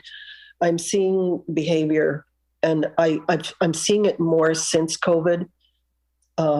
I think we have all been through some very emotional and very stressful times. I think people's ability to cope has been really compromised. That concerns me. I met with a lot of councils. I've talked to council members, and they're really struggling. And I am not a psychologist by any means, but as you've indicated, there is a section in the Municipal Act that speaks to this. And I will be honest, I'm really at a crossroads. I don't know if this is just a particular response to what's going on in our province and our world right now, where people have become so intolerant and disrespectful of each other. But ultimately, the Municipal Act does speak to specific actions. And I would like to commit to the member opposite that I would be very open to having a very in-depth discussion with the member, as well as with my staff, and that we do look at this, because we are facing an election in October. And I've already discussed with the AMM that I am very concerned about what people, the general public, are seeing and hearing. Is this going to deter people, good people, from running for these positions? Whether it's school trustees, we're seeing the same disrespect at that level. Or, even within our own government, we talk about it during question period and the decorum. And I will be very open in saying this type of behavior really concerns me. It is not the type of behavior that I would ever be a part of. So I will just leave it at that. I am very concerned. I will look at this section of the Act, and decisions will have to be made going forward. Thank you. The Honourable Member from Concordia. Well, thank you very much, Mr. Chair. I'm encouraged by the words of the minister, and do take seriously her commitment here to undertake a thorough review of not only this particular section, but ways that we can enhance our local democracy. I share her concerns about overall decorum. I guess I would just add, predominantly the words that I've heard or the concerns that I've heard have come forward from, particularly from women who have, stepped forward to serve at the municipal level. And, so just further to her comments, to the minister's comments, I would just say, I think there's also a big concern there when, in particular, if folks are not feeling like they want to come forward, in particular for women, to feel intimidated or, that they would be somehow threatened or made to feel uncomfortable or belittled. I mean, there's a whole number of examples we could go through, but as the minister said, maybe not the forum. So I would just say that I would gladly take her up on this, on that discussion. And if there is a way that, we can work together in a nonpartisan way to look at this particular issue, understanding the timelines with regards to the municipal election that's coming up, I would 100% be open to those conversations. So I'm very happy to hear her say that. Again, just in the under the understanding that we would be jumping around quite a bit. Just wanted to ask about the ministers on page 20 of the estimates book. The ministers, the department's goal of reducing the total number of regulatory requirements, the red tape reduction mandate. So I see that there is a target of a 2.5% reduction. Just reading the numbers out of the book here, 45,044 current regulations that the department fall under the Department of Municipal Relations. And so, my math is maybe not as quick as it should be or could be if I had this written down, but that 2.5% from such a large number seems like quite a number of regulatory requirements that are being reduced or eliminated. Can the minister just give us a fulsome list, if she could, of regulatory requirements that will be eliminated this year? Or if, I would imagine the list is ongoing or being developed. And if it is, then just, maybe the top 5 that they're trying to work through at this time.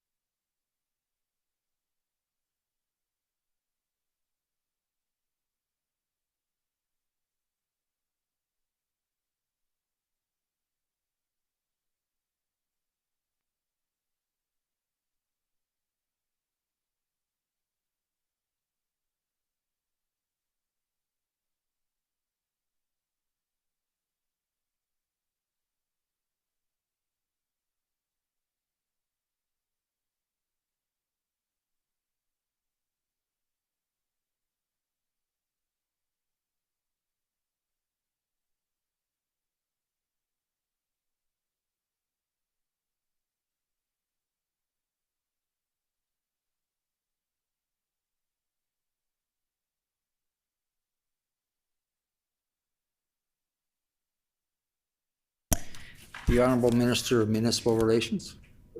Thank you, Mr. Chair. I just want to go back just very briefly to the member opposite in regards to our comments in decorum. And I don't know that the member was present. AMM did have a morning breakfast that had a panel in regards to women in politics or women in council. And there was some really good discussion there. And I have openly offered AMM to work with them prior to the next municipal election to become very public. And I've already participated in a video that they're putting together in regards to this issue. So I would very much look forward to working with the member opposite as well as a member from the Liberal caucus as well going forward. I think this is something that is a responsible step forward for us to do. And I think that would be a good decision. In regards to reducing red tape, there are a few that I can give you examples of that are currently being worked on. And some of this relates more specifically to the City of Winnipeg in regards to demolition. We have removed the requirement of having duplicate requirement to do demolitions that has been really withholding unsightful properties because of tax arrears, etc. So in the future, they won't have to have both the tax collector and the demolition to do with the tax arrears to go forward. They will only need one item to be in place. Also, from our government perspective, we are really streamlining in regards to electronic hearings and other communications and meetings, etc. So a lot of these, when we're talking about reducing red tape, are more in line with, I guess you'd say, modernizing government and modernizing those steps that follow within the Department of Municipal Relations. Thank you, Mr. Chair.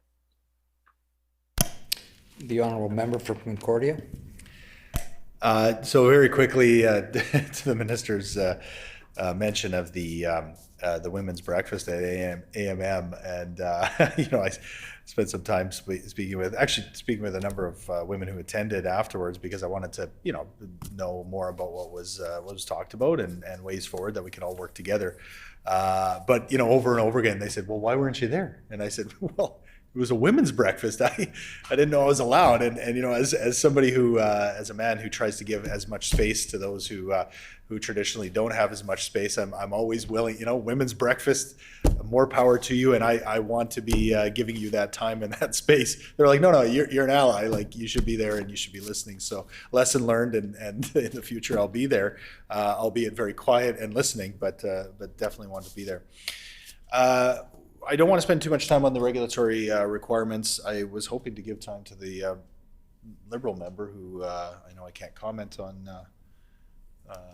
Anyway, maybe if the Liberal member is watching somewhere, participating, they can be aware that we are hopefully going to have some time at the end of today's session to give her some time. But just very quickly on the regulatory requirements, I think there's a broad consensus with regards to modernization, especially around technology. And, the example that was given, I think the minister, there's definitely a lot of room to improve. My concern is, once again, I see a hard target within the department. And this is another one of these Brian Pallister hangovers that this government continues to adhere to. And Brian Pallister, in the pantheon of these hard and fast red tape reduction warriors, you've got such auspicious names as Brian Pallister and Donald Trump, who who said, come hell or high water, I'm going to reduce the number of regulatory requirements, red tape, so to speak, every single year, no matter what. And it's often pointed out to them, well, wait a minute, what if they're really good? Like, what if we don't have any bad regulations that need to be removed? But again, when that target is in the estimates book, it just speaks to that idea that no matter what, those regulations have to be cut. So maybe I could just ask the minister, could follow up with a commitment to give us that list. The complete list. Maybe, I'm not sure when that would be. Maybe she could tell us when it would be complete. Is this an ongoing process? Maybe she could give us the list of all the regulations that have been slated to be cut or have been cut to this point, and then maybe just a commitment to update me going forward. I don't know if that. The Honourable Minister of Municipal Relations. Thank you, Mr. Chair, and I would be pleased to see what we can put together, what's already exists on that list. But I do want to assure the member, and I think he knows me well enough by now, that I will not be reducing any red tape that I don't believe is in the best interests of municipalities. I am there and I understand municipalities. And I would never intently move forward with red tape reduction that I don't deem in a responsible manner. And I will just reflect back to my previous term as municipal minister, and I worked on the red tape reduction then too.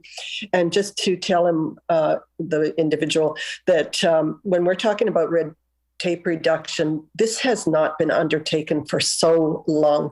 One of the red tape reductions previously that I was responsible for was the requirement for frost shields no longer to be on vehicles. And, it's those type of small things that are literally filling our books that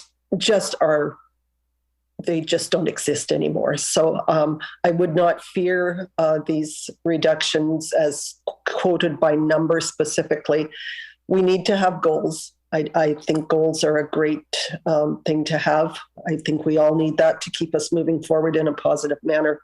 But I certainly would indicate that there's no fear of red tape reduction that is not constructive. Thank you. The honourable member for Concordia. We're just wondering, again, to switch gears fairly quickly, hopefully the minister can accommodate this.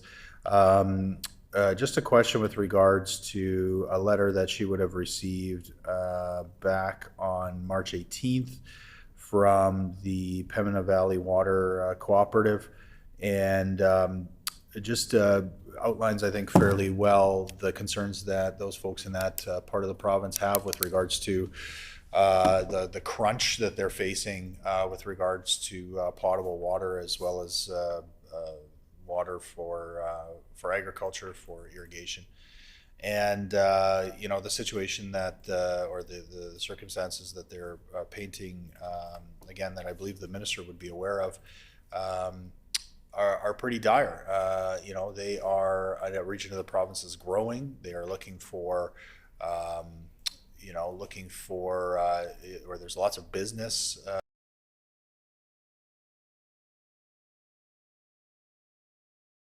factors, and in fact, this is at real-world economic impacts. There have been businesses that have relocated; they have gone elsewhere because the ability of the district to deliver water. So I asked this in the context of the Water Services Board, and just if the minister has any insight as into the, and again, I know this minister was one of many that have or should be aware of this issue, so if she could direct me to the correct department if need be. But I just wanted to get, if she could give me some insight as to what what her response has been to the Pembina Valley Water Cooperative and the situation that they've laid out to her.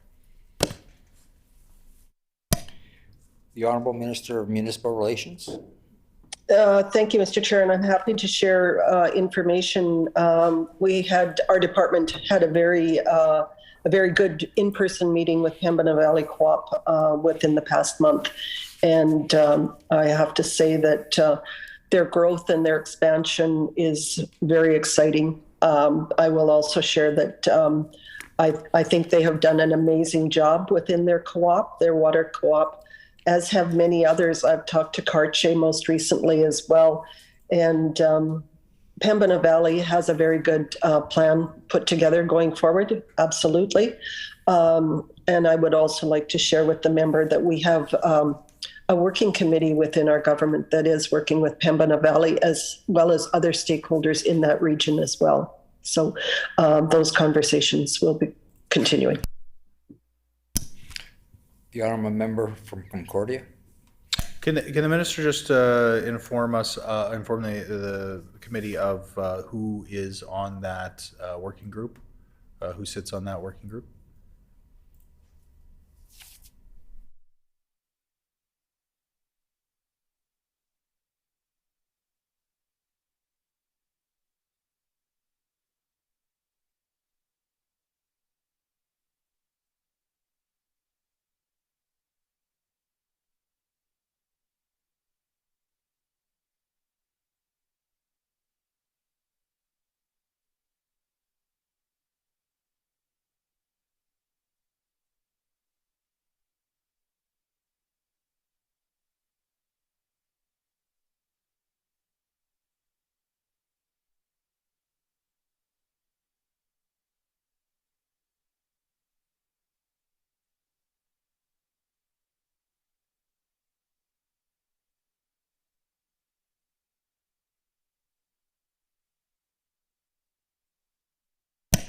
The Honorable Minister of Municipal Relations.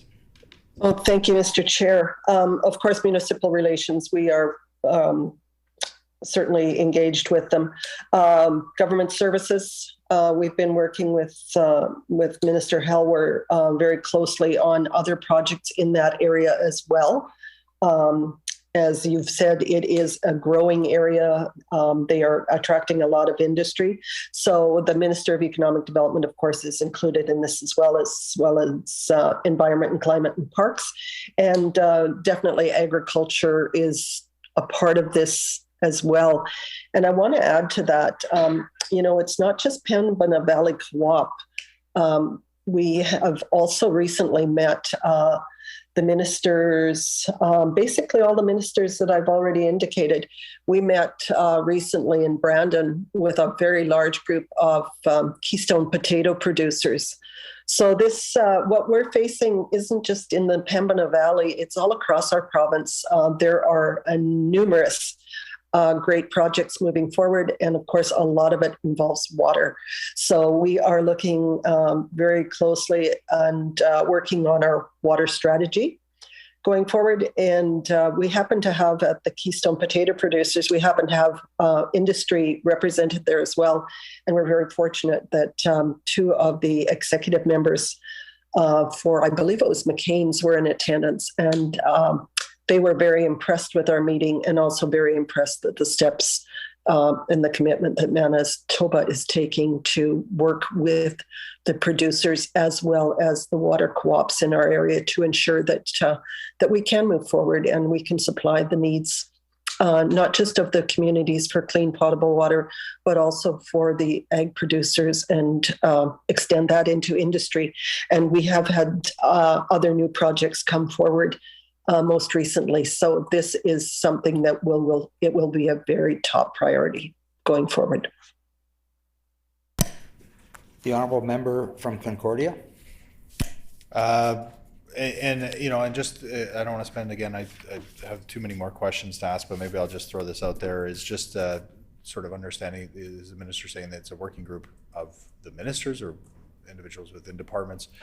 Again, maybe we can talk about this offline, or she can give me some indication whether she has just a quick answer to that. The once again, I'm just going to put it out there that the member for Tyndall Park had indicated that she wanted to ask some questions. I don't know if she's on the Zoom call. Maybe she's watching somewhere in the ether. Anyway, just trying to summon the member as the whip for, I guess, both caucuses right now. Anyway, very quickly, the MPP program, the Mitigation and Preparedness Program, obviously with the sort of immediate disaster level situation in many municipalities across the province with regards to floodwaters right now. This is obviously a very much an evolving situation, but I'm wondering if the minister can just kind of comment. There's going to be obviously a lot of impact with regards to the flood. I think the budgetary impacts are still rising and are still being sort of trying to be understood. I'm sure across government. Even as I look out the windows right now and see rain, having fallen or falling right now. So. The question is simply with regards to the MPP program, if the minister has any insight as to what impacts this flood season will have on that program and funding impacts going forward and potential shortfalls.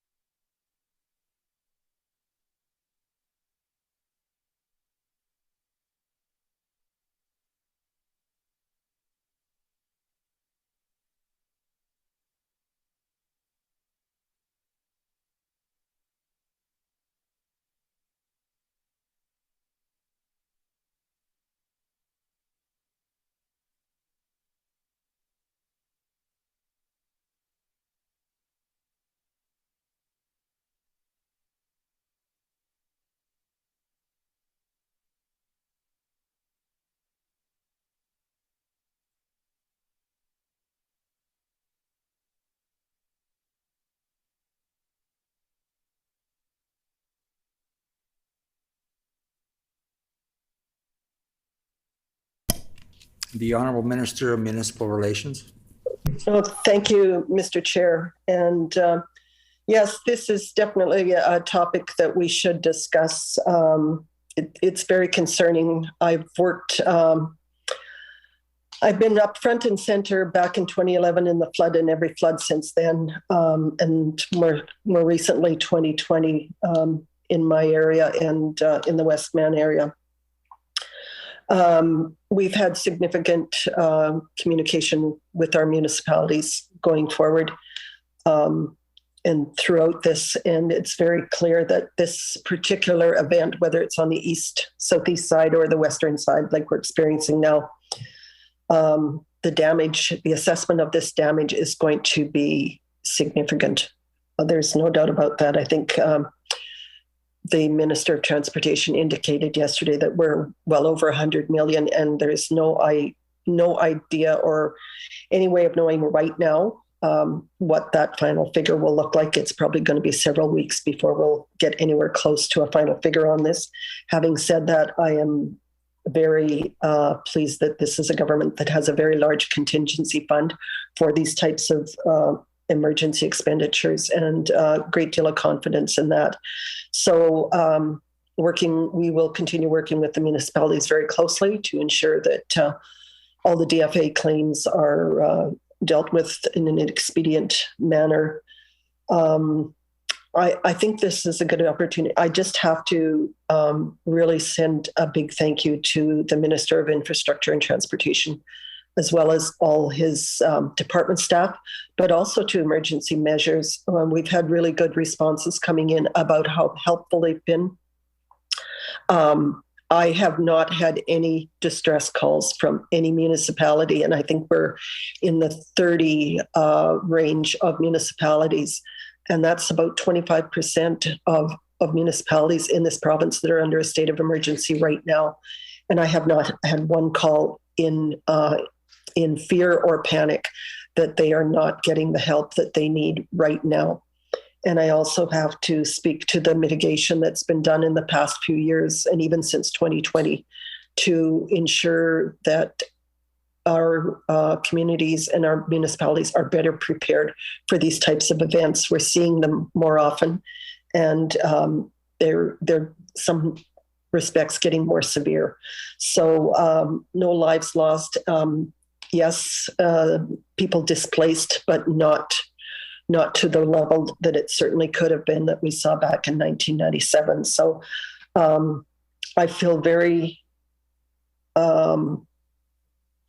confident going forward that we're on top of this, and that municipalities are also knowing and understanding their roles and responsibilities and how to move forward in regards to their claims. Thank you, Mr. Chair. The Honourable Member from Concordia. Well, I think this warrants some further discussion, but I take the minister's point about sort of the evolving situation that's happening right now, and so depending on when we get back to municipal relations in estimates, this actually might be an appropriate conversation for the fall. Just very quickly on this, I do think that the minister, quite rightly pointed out some of the mitigation projects that have been undertaken in Manitoba. And, you don't have to look too far, even in Canada, certainly in the United States, around the world, really. The impacts of climate change are really testing the mitigation projects that have, happened over the last number of years. And, this isn't, I guess, something to be happy about, but maybe something to be proud about here in Manitoba, that we have faced flooding. We have faced this kind of impact to our communities for so many years that we're pretty good at it, right? But that being said, there's kind of a new level now that we're seeing, again, because of climate change, that I think communities are grappling with, and always work to be done with regards to managing the water that we deal with here in this province. So again, I'm sure we'll have more to talk about there. Again, quickly, I'm not sure how much time I have, but the Municipal Service Delivery Improvement Program, MSDIP, I don't know if that's the right acronym. Maybe the minister can help me out with that acronym, but anyway, The Municipal Services Delivery Program, just as a point of information, wondering if the minister could tell us how much was paid out through that program in the last budget year. So not what was budgeted, but what was actually paid out. What made it out to municipalities from that fund that was allocated?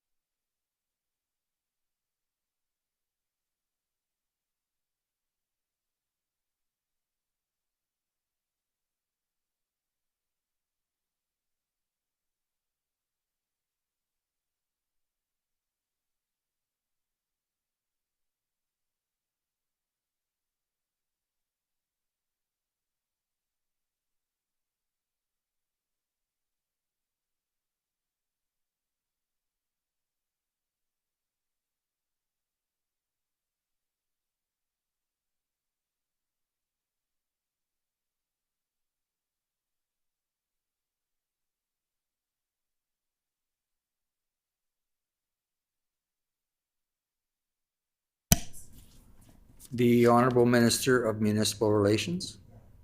Well, thank you, Mr. Chair, and lots of great information on this program to share with the member. I will start out by putting on record that this is a $5 million program that was to be spent over 4 years. And in the first year, we were well oversubscribed. We had 49 municipalities apply for the first year, which was beyond what we could capably handle in the first year. So anyways, we worked with 11 municipalities for a total of $1.1 million for the projected applications. 700,000 of that was already paid out, and 400,000 is overlapped because they were continuing into this fiscal year. So there's another $400,000 from those first 11 projects that will be paid out this year. I would add to that, the applicants are finding this process to be very worthwhile. So it's a good project, and I actually look forward to talking to some of the municipalities that have been involved in this and just getting some feedback from them. I will add, you're probably interested into knowing that Winnipeg did not apply in the first round, but they have expressed interest and do want to apply. Likely going, there will be another intake later this year. It has to go back to Treasury Board, of course, and we're looking forward to that coming later this year. The honourable member from Concordia.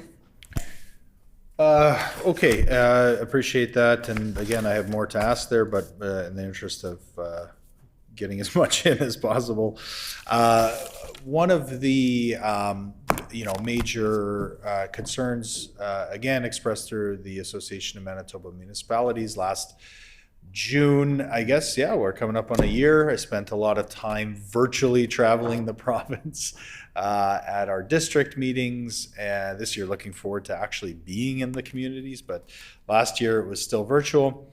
One of the major concerns at that time, of course, was ISIP funding, and delays that were happening at that time continue to happen, I'll put on the record. But the question that I have very specifically is on those projects that have been approved.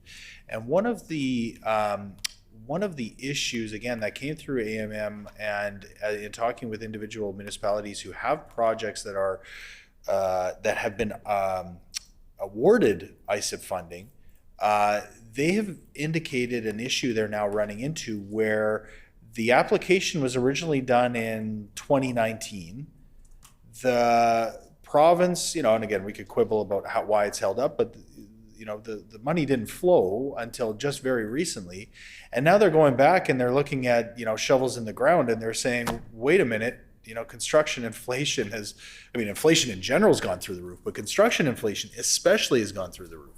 And those projects that we had priced out under 2019 dollars, now we're looking at, building in 2022. And the amount awarded and the amount that we had originally negotiated is not sufficient. They can't go back to the federal government. They don't have the money to make up the shortfall in some cases.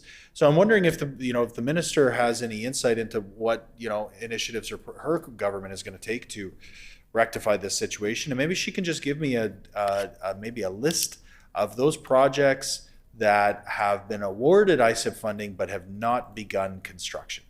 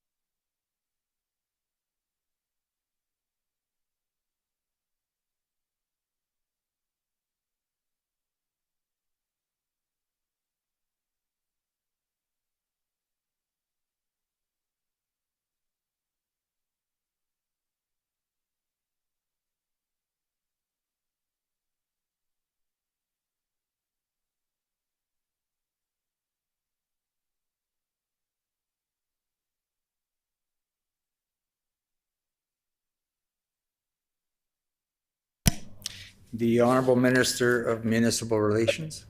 Well, thank you. Unfortunately, we're quickly running out of time here, so I will reply to this on our next time. I just want to take this opportunity to thank the member for the Order. Hour being 12:30 p.m. Committee rise.